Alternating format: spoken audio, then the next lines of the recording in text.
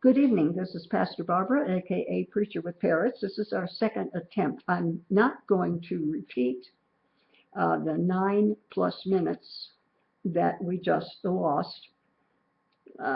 Suffice it to say that we're in a live Bible study on iblog.tv,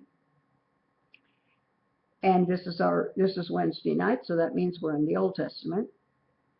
We have just concluded Israel, the 10 tribes of the northern tribes during the divided kingdom, have just fallen or been taken into captivity by Assyria. And I was lamenting that I didn't bring my tablet with me, because I sent myself an email to the tablet so that I could have it. It's 10.5 inches, and it when I get it up close to the camera, it gives you a pretty good picture. I wanted you to see size-wise the difference between Israel and Assyria, and the distance that they had to travel, and all of that. In 135 years, the same thing's going to happen to the two southern tribes, plus the Levites, which were always wherever the temple was. During this 135 years, we're going to be studying. We've gone a little bit into, in other words, we've done a little bit of Isaiah. But we have most of the book of Isaiah, most of the major prophets, and they're called major prophets because they wrote a lot. The minor prophets go from what later, they didn't write it by chapters, but later other people came up with chapters and verses to make things easy to find. The minor prophets wrote between 1 chapter and 8 chapters. And the major prophets wrote 60-some chapters, or to 40 chapters, but they wrote a lot. So we're going to study during this next 135 years, but it's going to take us a long time, because we're going to do most of Isaiah. Jeremiah comes after the Babylonian, during that 70-year captivity in Babylonia. Jeremiah wrote during that time. He was in Babylon part of the time. He was in Egypt part of the time, but he wrote, in fact, it was Jeremiah's prophecy that the captivity would last 70 years, and Daniel's right in the middle of it, prophesying to the people, but he has no clue how long they're going to be there. And he comes upon Jeremiah's writing and learns that it's going to be 70 years, and he says, oh my, we're almost up, and begins praying, and then gets the marvelous information. If you go to Bible college or seminary and you're studying end time prophecy, you study the book of Daniel and the book of Revelation together, because they speak of the same thing. All right, so that's where we are. We're going to do a lot of jumping around, but we will basically be in one of several areas. We're starting out now in the year 721 before Christ. And we're going to get a lot of short prophecies by Isaiah and others about what is going to happen to some of the nearby countries. And I just thought that one map, even though it was only black and white, it did cover these so well. And I'm sorry but I'll bring it next. It's in the other room, and I had this in another room. The thing I did on that chart I was going to do. All right. Hezekiah has been co-king along with Ahaz. and Ahaz dies. So Hezekiah is king. And now the northern tribes are on their way to Assyria. We're in 2 Kings 16.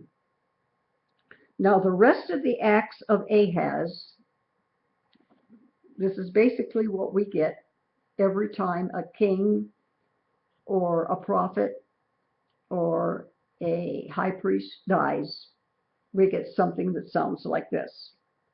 Now the rest of the acts of Ahaz which he did, are they not written in the book of the Chronicles of the kings of Judah? Because each king, kept a diary.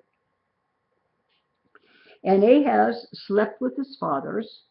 Biblical times, to sleep was to die. I don't know about the Old Testament. The New Testament Christians called it sleeping because they anticipated the return of the Lord in the clouds for his people, and they were not considered dead. If you put a dead man and a sleeping man next to each other, they look pretty much the same. But one will get up, one will wake up, the other will not. I'm looking at my monitor, and I'm seeing that we don't have too many people here. I'm going to continue for the sake of the recording, but it's 8 o'clock right now, and we won't go on too much longer for that reason, although I appreciate those that are here, but I know some are expecting the recording too. So Ahaz slept with his fathers, and he was buried with his fathers in the city of David, and Hezekiah, his son, reigned in his stead. He had some physical problems, but he was still alive, so he did continue to be. I'm checking something. The math isn't coming out right on what I'm looking at, but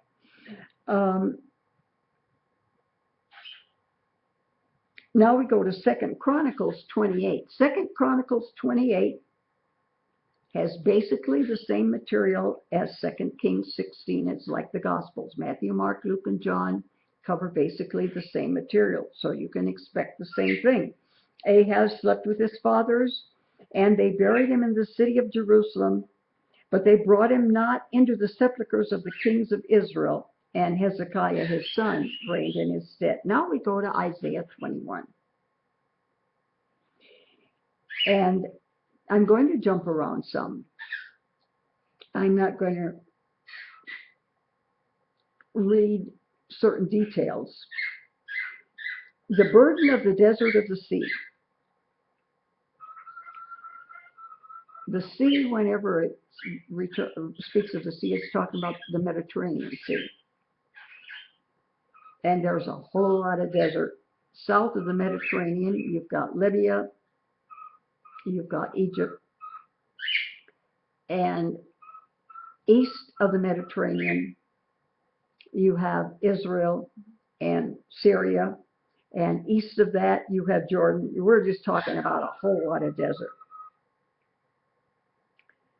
A grievous vision is declared unto me, the treacherous dealer of the spoileth. Go up, Elam, besiege, O Media. I got that underlined with my little pink. By the way, I think I told you that I bought this new sweeper that was supposed to sweep in this room and then go into the other room where there's a carpet, and it was new and it quit working. Well, when I called them up to say, your wonderful expensive thing is not working, and they guided me little by little to take it apart, this was in it. And this just happened to be around when I was looking for something to underline. It mentions here, Media. Go up and besiege, O Media. All the sighing thereof I've made to cease. Therefore are my loins filled with pain. Pangs have taken hold on me, as the pangs of a woman that travaileth, a woman that's about to have a child. I was bowed down at the hearing. I was dismayed at the seeing of it. My heart panteth. Prepare a table, the table of the watchtower. But he mentions media. When we get, and it's going to take us a while to get to the captivity in Babylon of Judah. But when we do, one of the first things that Daniel is going to be called upon to do is to tell the king what dream he had and then to interpret it. And this is usually referred to as Nebuchadnezzar's dream or his vision. It's a vision of a man. The head was made of gold, the arms and chest of silver, the stomach of bronze,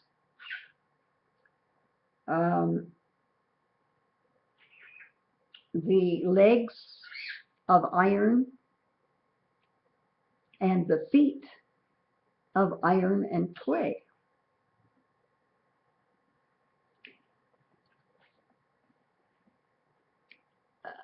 Daniel, because they're about to behead all their wise men, Daniel and Shadrach, Meshach, and Abednego were, each country had its wise men, just like wise men from the east went to worship Jesus. Each country has its wise men. In fact, the wise men from the east consulted Herod and wanted to know where the child was, and his wise men didn't know. So they went, and they were knowledgeable in astronomy, in sciences, in languages, in literature, in history. And they looked up in the Old Testament. Herod's wise men looked up in the Old Testament and found out that Jesus was going to be born in Bethlehem. And that's how they were able to tell what we say we three kings, the wise men that came from the east. But each country had its wise men, and Daniel and Shadrach, Meshach, and Abednego were the wise men of that country. These prophecies, all but the one regarding the feet, have already come to pass. So when we get to them, it'll be months, but when we get to them, we will read about the head, which gives prophetic information about Babylon, including how it's going to end, and its leader will die, and his position will end at the same time his life ends. And at that moment, a new era begins, and it will be the one of the two arms and chest. And those countries, we don't know about it at the time the prophecy is made, but we're looking not only at prophecy, you and I are looking at history. So we're looking back, and we see that the reason for the using the arms with it, because there were two countries. Now, Persia was the largest, but it was Media and Persian, or the land of the Medes and the Persians, or Media and Persia. So here he's speaking about, Media, in verse 2, the sighing thereof I've made to cease. Since we've gone this far, the rest of that image, which does not come into being until after the portion of history that we have in the Bible is already written. I told you we've got 400 years that go by in which we have no scripture being written about that time. During that time, however, the prophecy of this image comes true. And it has to do with the Greeks and the Romans. The Greeks come in right after the Medes and Persians, and then for a while it's the Greeks and the Romans. And by the way, this is when much before Christ, during the time that the Greeks are the world power, because this image describes world powers. This image does not describe small events, but world powers and world positions.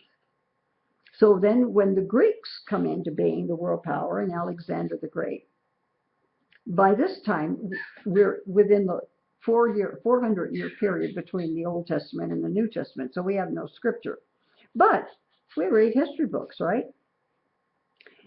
And much that we will read that is going to happen, we will read in the book of Daniel. And after that, within the last 100 years, and I hesitate giving an exact 50, I'll say close to 50. You know, one does not go out of power and the other one come into power immediately, except in the case of the Medes and the Persians taking over the same night that Belshazzar sees the handwriting on the wall. But there's usually a period of struggle. And so it's less than 100 years before Christ that the Romans come into power. And this is why during the New Testament, in the time of Christ, they're dealing with the Roman government. But I wanted to mention this brings out media. It's talking about something that we're going to get to during this next period we're studying. He goes on to say, set a watchman. And he talks about a watchtower. There is a cult/church that has a publication called the Watchtower. It's the name comes from the Bible, and it's someone who sits on the wall or at the top of the mountain and observes everything that's going on, so that if there's any danger coming, someone is aware of it and can get the word out. And he cried, a lion, my lord, I stand continually upon the watchtower in the daytime, and I set in my ward whole nights. And behold, here cometh a chariot of men with a couple of horsemen.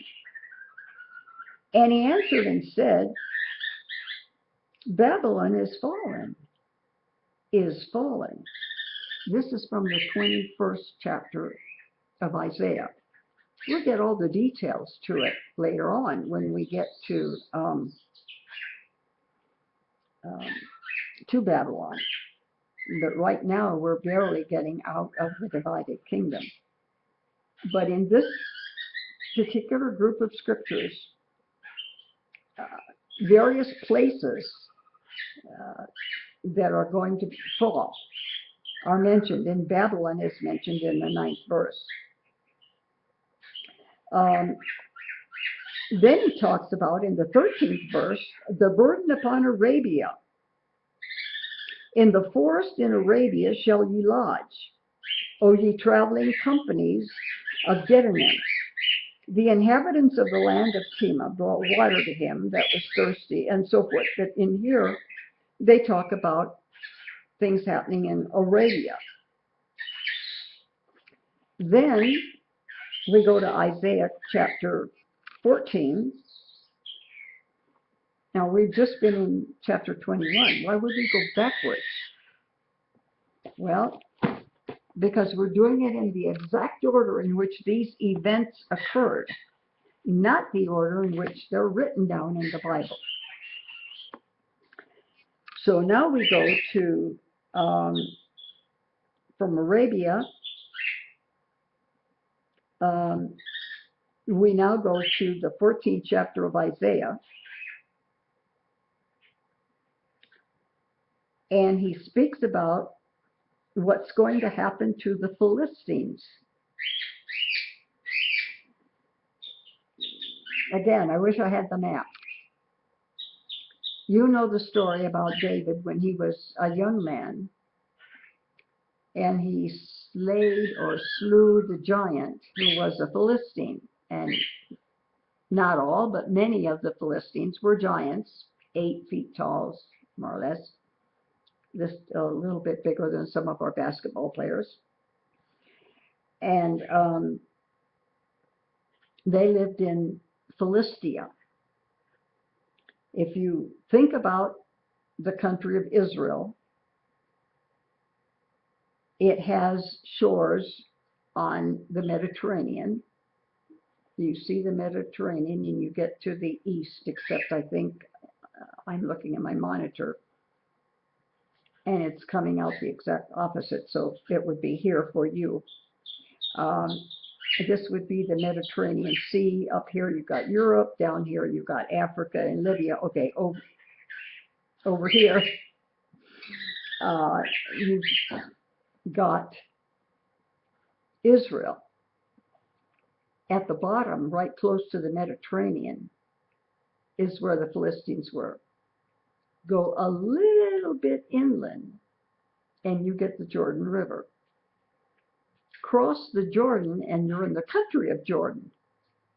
And we're Ammon, Edom, and some of those countries that we're going to see mentioned where they are. But he mentions them. He says they're going to be destroyed. They were destroyed in the year 713. Now remember, these numbers go backwards because we're talking about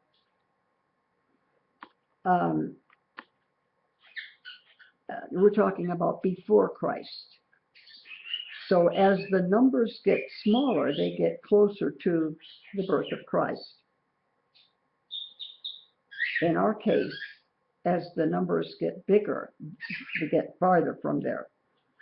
This was said it would be destroyed. It was destroyed in 713, but at the time this prophecy is made, it's 891. So if you take 891 and subtract 713, 100 something. Isaiah 14. In the year that the king Ahaz died was this burden, rejoice not thou, Palestina, because the rod of him that smote thee is broken. The enemy that came against you is destroyed. Don't worry about it anymore. For out of the serpent's root shall come a cockatrice, and his fruit shall be a fiery, flying serpent. He then talks in Isaiah 15 about judgment coming upon Moab. Remember that the first biblical information we're getting after the fall of Israel are all of these prophecies, and I'm looking to see how far this is going to go.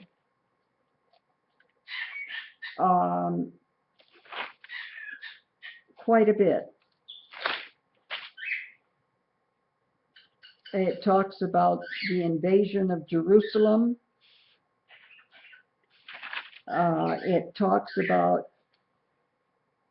Hezekiah getting sick, and he's going to die, and he asks God for the extra length of time, and God gives him more. But this is where we are right now and we're going to be in material like this, and I'm going to get through it as quickly as I can and just bring out those things that are prophetical of things that are going to happen that history tells us did happen. When you cross the city of Israel, or the country of Israel, when you start at the Mediterranean and you go to the Jordan River, as soon as you cross the Jordan River, you're in Moab, Edom, Seir, and all of those countries that have always been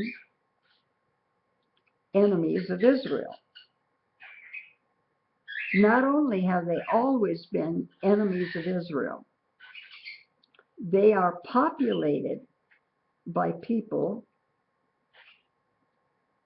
whose ancestors hated Israel's ancestors. Edom comes from, you heard about the twins, Jacob and Esau. Esau, had it not been for his selling of his birthright, Jews today would be praying in the name of the God of Abraham, Isaac, and Esau. But because he sold his birthright to his brother, Jews now pray in the name of the God of Abraham, Isaac, and Jacob. So the descendants of Esau are not at all friendly with the descendants of Jacob. And the descendants of Esau live in Edom, along with a few others whose ancestors were not friendly.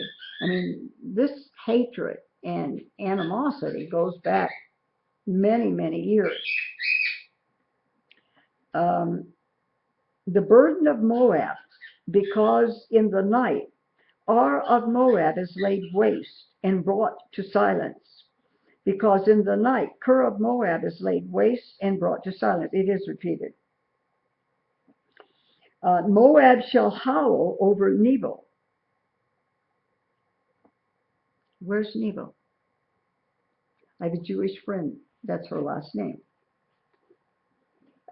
You know that we have a guest that comes on my program and chats a little with me sometimes at the end of my program. And he puts up the little emotion that looks a bearded man. And he says, "This is me. I'm Rabbi Stein." So I asked him one night, "Rabbi, where was Moses buried?" There's not a rabbi. There's not a Jewish boy that's done his bar mitzvah that doesn't know where Moses is buried. First of all, God buried him, so nobody knows the exact spot, except that it was in Nebo.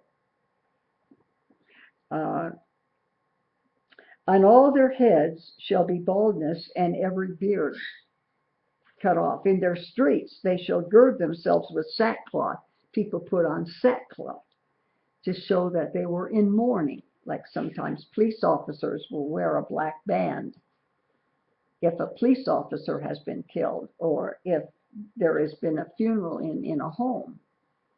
There'll be a black wreath, depending what part of the country and what part of history. I lived a lot of history already, so I know of a lot of customs that y'all may not be aware of.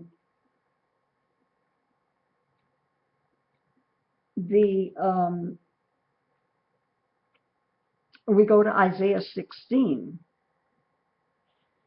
and it reads, "Send ye the lamb to the ruler of the land from Selah to the wilderness, unto the mount of the daughter of Zion." Zion is in Jerusalem. It's a high spot. It's that Temple Mount. "For it shall be that as the wandering bird cast out of the nest." By the way, my lovebirds are sitting on a nest. Well, she is. and he's feeding her.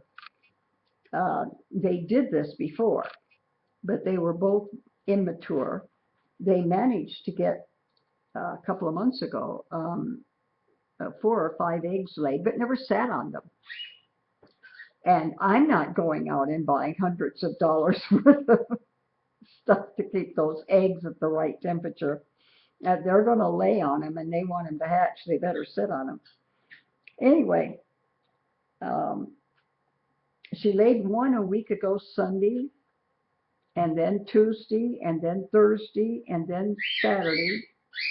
And if there was going to be a 5th one, it was supposed to be Monday, but we didn't get it till yesterday. So I think we're through. And she has been very faithful sitting on the nest. You count the days by the days of incubation, not how long since they were laid. And with my cockatiels, they wait sometimes for the 2nd or 3rd egg. And so you'll get 2 or 3 eggs hatched maybe on the same day. She was pretty good. She, of course, well, she was on the stand behind me during the morning, Sunday morning program, and anxious to get back in her cage. And the father, he wandered around some, but she got in the cage. They have a little rope they can climb up, and she got in her cage right away. And I wondered, why is she so anxious to get there? He was feeding her during the program, and usually when the males feed the females, because she's sitting on the nest. But they had it right. They just didn't have the sequence right. She went in there and laid an egg. So when I saw it, I fixed up a little nest, and she got on it pretty much that day. And from the next day on, she's just been sitting there, and nothing can get her off. They're both on it now in the little nest. But these birds, when it's time for their baby to get out of the nest, they will kick it out. And in the case of cockatiels, they pick on the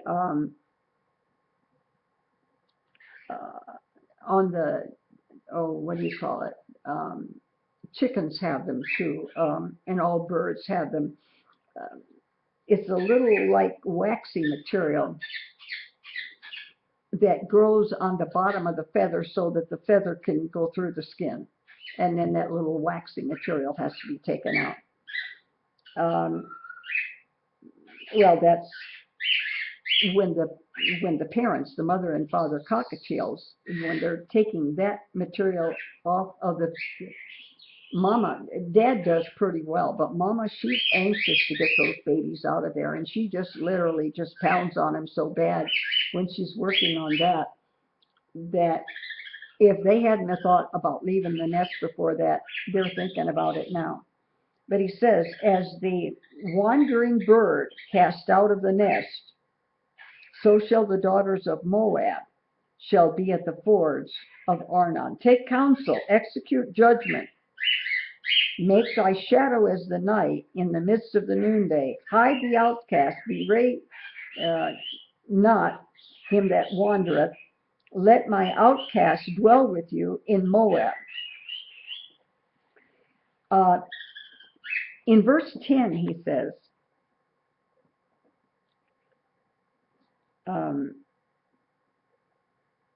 gladness is taken away, and joy out of the plentiful field. And in the vineyards there will be no singing. If I go back to when I was 10, being on my grandpa's ranch,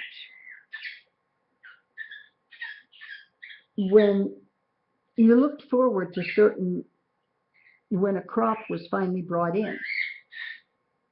Another thing we looked forward to, my grandpa had 400 acres. He had 3 ponds.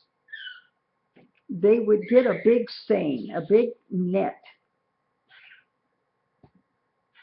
and we would get all of our family, And some of the aunts and uncles were married and had kids, and they didn't live too far from there. They would all come over, plus some neighbors. And they would take that seine, meaning that some people would be on the outside of the pond, like me. I don't go in a pond I can't see that's got turtles in it in the evening. Not this city girl. But some of the country girls and boys would get in and take it clear down to the bottom of the pond and actually take out every living thing, and they had a fish fry. So they ate turtle soup or frogs, ate frog legs, fish fries, just things like that. You look forward to these specific things. And he said there be no singing and no shouting. The treaders shall tread out no wine in their presses. I've made their vintage shouting to cease. Wherefore my bowels shall sound like a harp for Moab, and my inward parts Keherish. And it shall come to pass, when it is seen that Moab is weary on the high place. Remember, the high places is where they go to worship pagan gods. He shall come to his sanctuary to pray, but he shall not prevail. I'm going to read a couple more verses, and I'm going to stop for today, even though it may be a little bit early for that yet. He says, now the Lord has spoken, saying, within 3 years, as the years of a hireling, different animals, they call them different things. With eagles, they call a young one an immature.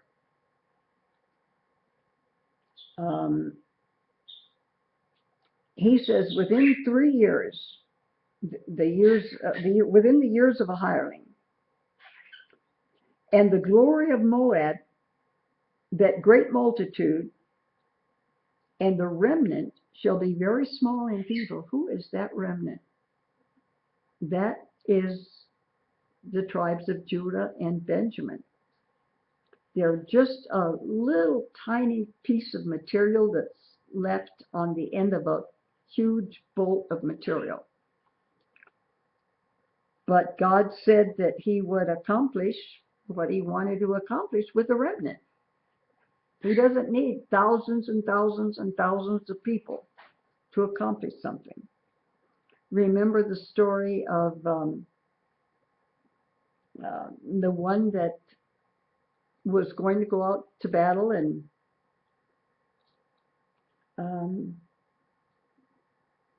they had a lot of soldiers, and God says, that's too many. I don't need that many soldiers. And he said, take them out to the water and see how they drink. Some of the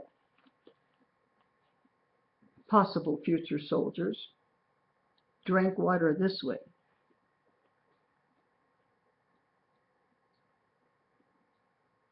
They kept their eyes on what was going on. Others bent over and they drank water that way, and they couldn't. And it was just a method of reducing the number of fighting men, because the Lord was trying to make a point that he doesn't need a lot of people to accomplish something. He needs dedicated people, but he doesn't need great numbers.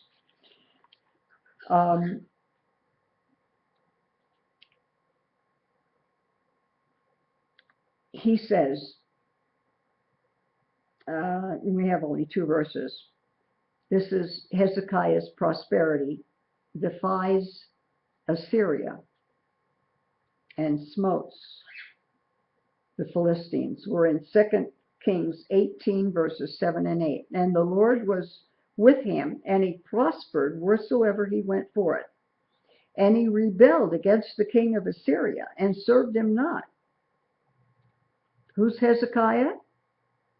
Hezekiah is king of Judah. 2 little tribes plus the temple and the Levites. That's all.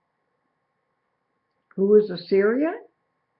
A huge nation, a powerful nation who has just taken the 10 northern tribes and forced them into captivity. He smote the Philistines, who? Hezekiah, the king.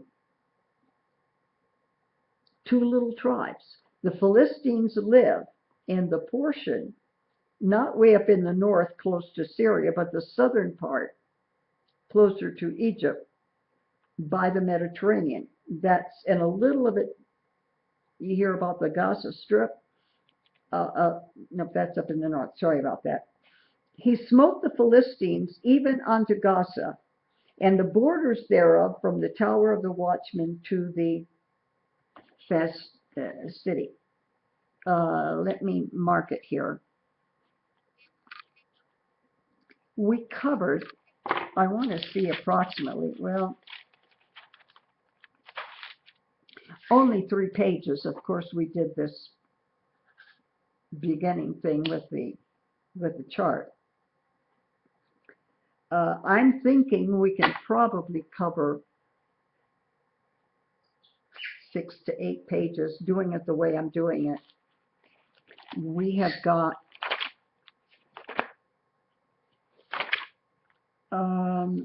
I want to show you how much we have to cover.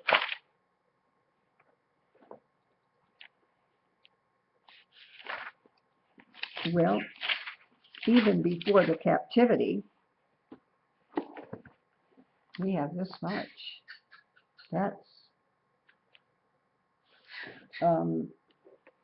between pages 893 and 1100. We have 100 pages. And then we're talking about the captivity. We have a lot of material to cover in this particular, I mean, it's that much material because it's all the prophecies resulting with it. Okay, let me get today's date down. This is the 28th.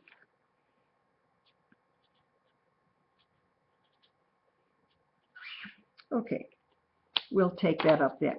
All right, give me just a moment to stop our recording. I haven't made a recording that's only 42 minutes long in a long time.